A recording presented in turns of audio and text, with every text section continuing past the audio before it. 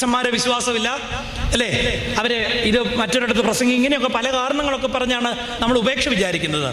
പക്ഷേ നിങ്ങളെ തന്നെ ഒന്ന് ശോധന ചെയ്യാൻ, നിങ്ങൾ എത്ര വട്ടം ഒന്ന് മാറിയിട്ട് വേറിട്ട് ഇരുന്നിട്ടുണ്ട്? ഈ പള്ളിക്കകം നിങ്ങൾ അങ്ങനെയൊന്ന് ഉപയോഗിച്ചിട്ടുണ്ട്?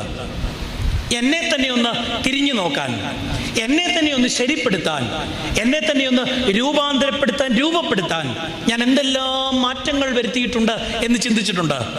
നിനിവാചനം അത് ചെയ്തു. ഞാൻ പറയും, ഇത്രയും നാൾ അവർ മുറിപ്പെടുത്തിയവരായിരുന്നുവെങ്കിൽ അന്ന് തൊട്ട് അവർ മുറിവിനെ സൗഖ്യമാക്കാൻ തുടങ്ങി.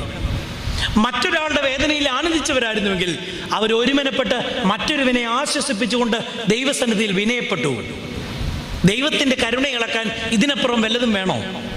നമുക്ക് നമ്മുടെ ജീവിതത്തിൽ എന്തിനാണ് ഇതുപോലെയുള്ള വചന കേൾവികളും ആരാധനയും എന്ന് ചോദിച്ചാൽ അതിനൊറ്റ ഉത്തരമേ ഉള്ളൂ. ഉത്തരം ഇതാണ്: